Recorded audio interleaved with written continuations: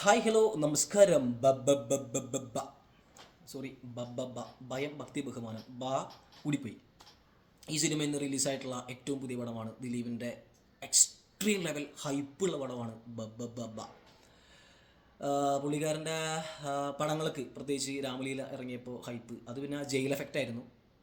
പടം 19 കോടി നേടി ഗംഭീര പടമായിട്ട് ഹിറ്റായി. കമ്മാര സംഭവം വലിയ ഹൈപ്പായിരുന്നു, പക്ഷേ ആ പടം ഒരു ബീല എവറേജായി പടമായി മാറി. തിയേറ്ററിൽ ആരും കണ്ടില്ല. എനിക്ക് പേഴ്സണൽ ഫേവറേറ്റുള്ള പടമാണ്, പക്ഷേ ആരും കണ്ടില്ല. പടം ബോക്സ് ഓഫീസിൽ തകർന്നടിഞ്ഞു. ഇപ്പോൾ പുള്ളിക്കാരൻ പ്രിൻസ് ആൻഡ് ഫാമിലിയൊക്കെ ഇപ്പോൾ റീസെൻ്റായിട്ട് റിലീസായിട്ടുള്ള പടമാണ്. അത് ഫാൻസുകാരും ഫാമിലിയും കൂടിയിട്ട് ആ പടം മുക്കി മൂളി ഹിറ്റാക്കി. പക്ഷേ ഗംഭീര പടമായിട്ട് ദിലീപേട്ടൻ്റെ പടം കണ്ട് കുറേ കാലമായി. ഇന്നത് കാണാൻ സാധിച്ചു. He's come back. Popular star is come back man. ജാതി എനർജി, ദിലീപിൻ്റെ എനർജി എളുപ്പമല്ല. ലാലേട്ടനോട് ഞാൻ പറയാം, എനർജി എളുപ്പമല്ല. കാരണം 2 കൺട്രീസിലൊക്കെ നമ്മൾ കണ്ടിട്ടുള്ള ഒരു എനർജി ഉണ്ടല്ലോ പുള്ളിക്കാരൻ്റെ. ഈ ആക്ഷനല്ല, കോമഡിക്കുള്ള എനർജി ഉണ്ടല്ലോ. ഫസ്റ്റ് ഇൻട്രോ മുതൽ പടത്തിൻ്റെ ടിലൻറ്റ് വരെ, ആ ടൈലൻറ്റ് വരെ പുള്ളിക്കാരൻ ഈ പരിപാടി കീപ്പ് ചെയ്തിരിക്കുകയാണ്. പുള്ളിക്കാരൻ ആ ചിരിച്ചുകൊണ്ടുള്ള പരിപാടി എനിക്ക് പറ്റില്ല ഫുൾ ടൈം ചിരിച്ചുകൊണ്ട് നിൽക്കാനോ ആ സിനിമയിൽ. ഇത് ഗംഭീരമായിട്ട്, അത് എത്ര ബ്രേക്ക് എടുത്ത് ചെയ്താലും എത്ര ഷോർട്ടായാലും ആ ഒരു ക്യാരക്ടർ വിട്ട് പുള്ളിക്കാരൻ പോകുന്നില്ല. ഗംഭീരമായിട്ട് മെത്തേഡായിട്ട് പുള്ളിക്കാരൻ ആക്ട് ചെയ്തിട്ടുണ്ട് ദിലീപ്. ഇതിൽ ഡയറക്റ്റായിട്ടും ധ്യാൻചിത്തിൻ്റെ പരിപാടി. പുള്ളിക്കാരൻ ഒരുപാട് സിനിമ ചെയ്തിട്ടുണ്ട്. സോറി, ധ്യാൻചിത്ത് പുള്ളിക്കാരൻ നമ്മുടെ പുലിമുരുകൻ, അതുപോലെ ഹൃദയം, ലവ് ആക്ഷൻ ഡ്രാമ, ഇതിലൊക്കെ പുള്ളിക്കാരൻ്റെ AD ആയിട്ട് വർക്ക് ചെയ്തിട്ടുള്ളതാണ്. അപ്പോൾ ആ ഒരു എക്സ്പീരിയൻസ് പുള്ളിക്കാരൻ ഉണ്ടാവുമല്ലോ. നൈസായിട്ട് ഡയറക്ഷൻ നന്നായി ചെയ്തിട്ടുണ്ട്. കാരണം അതിലൊരു എന്ന് പറഞ്ഞിട്ട് എനിക്ക് പേഴ്സണലി തോന്നിയിട്ടില്ല. സെക്കൻഡ് ഹാഫിൽ കുറച്ചുണ്ട്, അത് പറയാം. ഒറിജിനൽ സ്കോർ ചെയ്തിരിക്കുന്നത് ഗോപി സുന്ദറാണ്. എഡിറ്ററായിട്ട് Ranjan Abraham sir, great man അല്ലേ, എന്താ പറയുക. പിന്നെ ഇതിൽ ആർമോ DOP, നമ്മുടെ ഫ്രം ദ DOP മെമ്മറീസിൻ്റെ ഒക്കെ DOP ഇതാണ്. പ്രത്യേകിച്ച് ബാലുവിൻ്റെ ഒക്കെ ഒരു ഫൈറ്റ് സീനിലൊക്കെ നൈസായിട്ട് ക്ലൈമാക്സിൽ പുള്ളിക്കാരൻ DOP ചെയ്തിട്ടുണ്ട്. അടുത്തുള്ള ക്യാമറ വർക്കായിരുന്നു പല സീനിലും. ദിലീപിൻ്റെ ആയാലും ലാലേട്ടൻ്റെ കുറേ പരിപാടിയുണ്ട്. മുണ്ട്, സ്ഫടികം, എയ്യോട്ടോ ഒക്കെ റെഫറൻസ് ഒരുപാട്. ഭീഷ്മപർവ്വത്തിലെ റെഫറൻസൊക്കെ കാണിക്കുന്നുണ്ട് ഇതിൽ. ഒക്കെ അടിപൊളി. ലാലേട്ടനെ കൊണ്ട് പറ്റുന്ന പോലെ പുള്ളിക്കാരൻ അടിപൊളിയായി ചെയ്തിട്ടുണ്ട്. ലാലേട്ടൻ നന്നായി ചെയ്തിട്ടുണ്ട്. സിനിമ എന്ന് പറയുന്നത് ലോജിക്ക്, മാഡ്നസ് വേൾഡ് അല്ലേ, ഇത് മാഡ്നസ് ആണല്ലോ. ഇത് ഓൾറെഡി പറഞ്ഞിട്ടുണ്ട്, ലോജിക്കില്ല. ഇപ്പോൾ ഈ ആറാട്ട് ഇറങ്ങിയ സമയത്ത് നോ ലോജിക്ക് പറഞ്ഞ് ഇറങ്ങി, പക്ഷേ ആ പടം ആർക്കും ഇഷ്ടമായിട്ടില്ല. അതിലാകെ ഹിറ്റായത് ആറാട്ട് അണ്ണനാണ്. പുള്ളിക്കാരൻ ഹിറ്റായി മാറി. ആ പടത്തോണ്ട് ആകെ ഉപകാരം ആറാട്ടണ്ണനാണ്. ബീനേഷൻ പോലും ഫീൽ ഔട്ടായിപ്പോയി. IFKയിൽ ഇരിക്കുന്നുണ്ട്. അത് പറഞ്ഞപ്പോൾ IFFKയിലെ പല ഫെമിനിസ്റ്റുകൾക്കുമുള്ള മറുപടിയായിട്ട് പോലും ഞാൻ ഈ വീഡിയോ സമർപ്പിക്കുകയാണ്. കാരണം ദിലീപിൻ്റെ കാര്യങ്ങൾ കോടതിയുടെ മുകളിലൊന്നുമല്ല. കോർട്ടിൻ്റെ ഒരു വിധി എന്ന് പറയുമ്പോൾ വെറുതെ ഒന്നും കാണാണ്ട ആൾക്കാരല്ല അവിടെ ഇരിക്കണത്. ഇപ്പോൾ എനിക്ക് പേഴ്സണൽ ഒപ്പീനിയൊക്കെ ഉണ്ടായിരിക്കും പലതും, പക്ഷേ ഒന്നും അറിയാണ്ട് നമ്മൾ പ്രതികരിച്ചിട്ട് കാര്യമില്ല. കുറേ റീൽസ് ഇടുക, കുറേ വീഡിയോ ഇടുക, ദിലീപിനെ അങ്ങനെ ചെയ്യുക. ദിലീപ് ഒരുപാട് പലയിടത്തും പോയിട്ട് സ്റ്റേജ് പരിപാടി ചെയ്യണത്, പല രാജ്യങ്ങളിലും പോയിട്ട്. കൊട്ടേഷനൊക്കെ വേണമെങ്കിൽ അവിടെ നിന്ന് തന്നെ പുള്ളിക്കാരൻ ചെയ്യായിരുന്നു. അതൊക്കെ പോട്ടെ, അതൊക്കെ ഓരോരുത്തരുടെ താല്പര്യം. തെറ്റ് ചെയ്തവൻ ശിക്ഷിക്കപ്പെടട്ടെ. ഉപ്പ് തിന്നവൻ വെള്ളം കുടിച്ച് കഴിഞ്ഞ്. ഇപ്പോൾ വെള്ളം കുടിക്ക് ശേഷം ദിലീപിൻ്റെ ഒരു ഗംഭീരമായിട്ടുള്ള എനർജിയാണ് പറയുന്നത്. ഒരു മുഖ്യമന്ത്രി, നാട്ടിലെ മുഖ്യമന്ത്രിനെ പുള്ളിക്കാരെ കിഡ്നാപ്പ് ചെയ്യാണ്. ഭ്രാന്തനാണല്ലോ, എന്തു ചെയ്യാം. പുള്ളിക്കാരന് പേഴ്സണലി റിവെഞ്ച് ഉണ്ട്, സോഷ്യലി റിവെഞ്ച് ഉണ്ട്, ഫിനാൻഷ്യലി റിവെഞ്ച് ഉണ്ട്, ഫെയിം വേണം. അപ്പോൾ ഇതൊക്കെ കൂടിയിട്ട് പുള്ളിക്കാരൻ കിഡ്നാപ്പ് ചെയ്യണം. അതാണ് സ്റ്റോറി വരുന്നത്. വലിയ ഗംഭീര സ്റ്റോറി എന്നല്ല.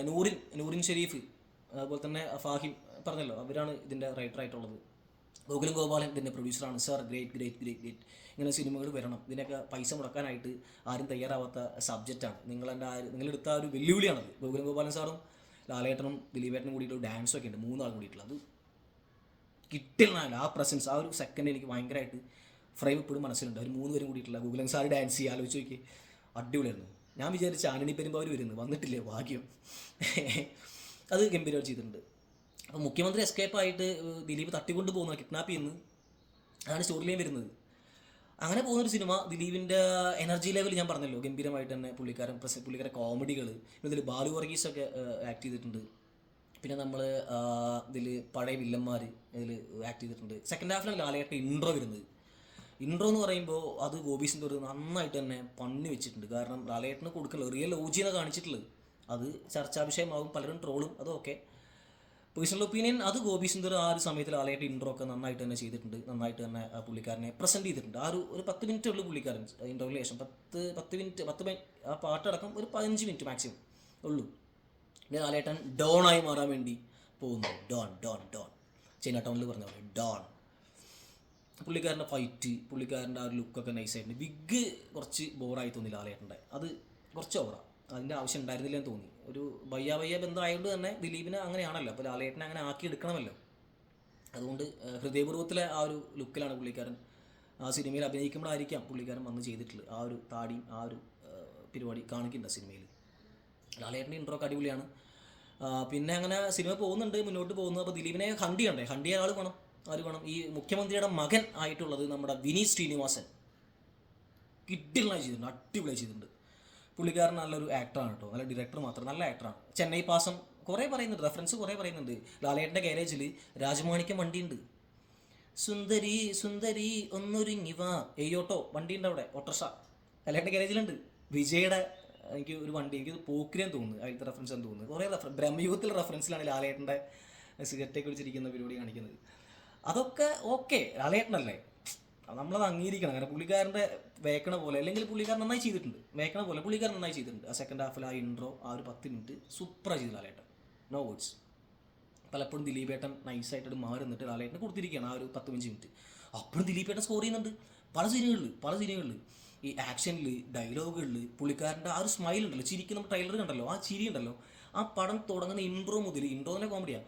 ആ ഇൻട്രോ മുതൽ പുള്ളിക്കാരെ സിനിമ കഴിയുന്ന വരെ, ക്ലൈമാക്സ് ടൈലൻറ്റ് വരെ പുള്ളിക്കാരെ സ്മൈൽ കീപ്പ് ചെയ്യുന്നുണ്ട്. അത് എളുപ്പമല്ല കേട്ടോ, പുള്ളിക്കാരൻ വയസ്സായി ചെറു പയ്യനൊന്നല്ല.